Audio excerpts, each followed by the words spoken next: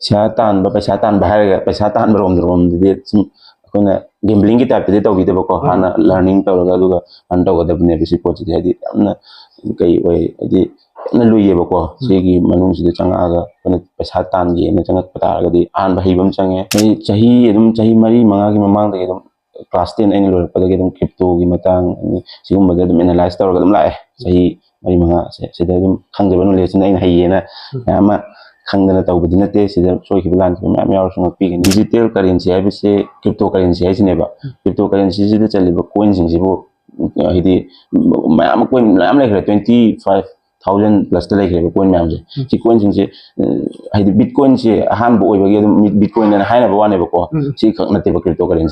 currency है bitcoin Ethereum Litecoin Solana लेखरे coin मैम से क्रिप्टो करेंसी है खंगनेब सिबु डिजिटल करेंसी है मीना खंगनब वाने ओनली बिटकॉइन खक नतेब हदी क्रिप्टो करेंसी मणिपुर लेब मी कमन ओइब मी मनदी क्रिप्टो करेंसी है नंग हुजी क्रिप्टो करेंसी अदगी नंग हाइ मैम दी मोय कमन ओइना ज्ञान ताबदी नतेदरा अदु हाइरिबसी खोइन नॉलेज फजन खंग कांदा कमाइना पैसा तानबी हाइ पोतनेबा असेंबा हाइतरे अतै मैम सु थुएदना मैम तुम अतै ट्रेडिंग हाइबम सु लई अदगी डिजिटल करेंसी माइनिंग मैम लेग्रेदना अदु हुजी की इनाउन हाइरिब नॉलेज से सिगी नॉलेज सिदा फजन खक खंगगा थिजलबा ट्रेडिंग तौरबा और मिसक मना कमाइन तौरगा क्रिप्टो करेंसी मतंग माना फजन खंग मतुंग कमाइन पैसा तानबी याय पैसा तान है पैसा तान रोम अखोना गेम्बलिंग की टाइप से तौदीदबको हाँ लर्निंग तौरगा अन तौगदबने पोटी है कई लुईबको सिगी मनुष्य चंगा पैसा तानगे चंगप तारगदी अहम हईबम चंगे मसा मसा की प्रोजेक्ट बेस तौर लोनमक से सारेको बिटकॉइन की प्रोजेक्ट लेब सूमायन सोलाना की प्रोजेक्ट की मोना कई लाइसे मार्केट लाइसेको अहम नईनरगा मैम क्रिप्टो तान मैम लेग्रे है सूम स्टॉक मार्केट लेदना अखोगी SIP गायना तौरगा म्यूचुअल फंड थाथनरीदना सूमायन पैसा से ईयरली की मंथली की इन्वेस्ट तौरगा तानबसु याय को इन्वेस्टमेंट की प्लान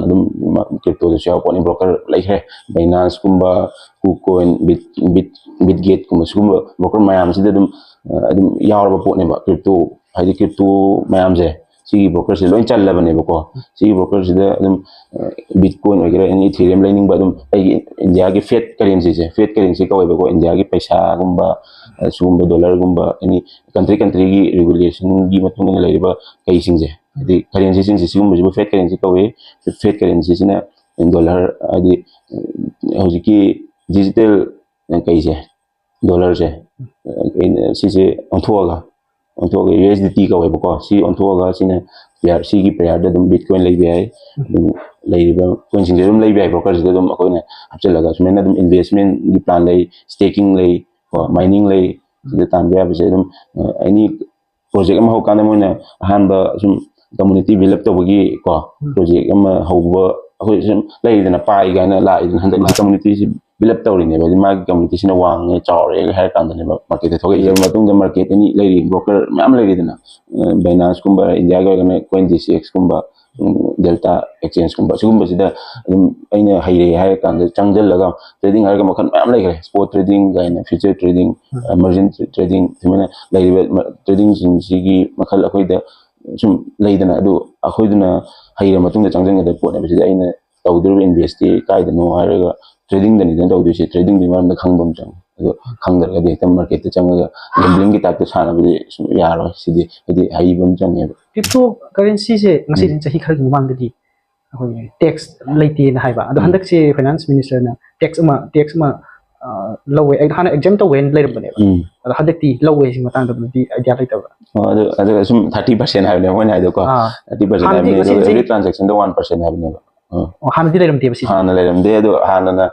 कईगुंब सोइद बाइदि इलीगल सोइदबको लीगल सोइहंद मोइन तरसे हजिक नंग लीगल ओरे सो दम टैक्स तो अदु मतंग इन दम लाकदब पोने सिदि अदि ऑल वाइड सीजनल पोनी को प्लस मी खुदिमक न लोइन पाम इनी लोइमक सिदा पैसा हमगसे होल्ड तौर थम इनी वर्ल्ड की एनी कंट्री खुदिमक न हंदक सो इन ट्रम न को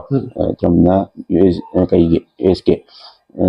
क्रिप्टो बिटकॉइन से लेरगा कईदौबगी होल्ड तौबगी मैम कंट्री खुदिमक तौनरीबको इंडिया सो तौरीनेबा चेंज तौरकनिदा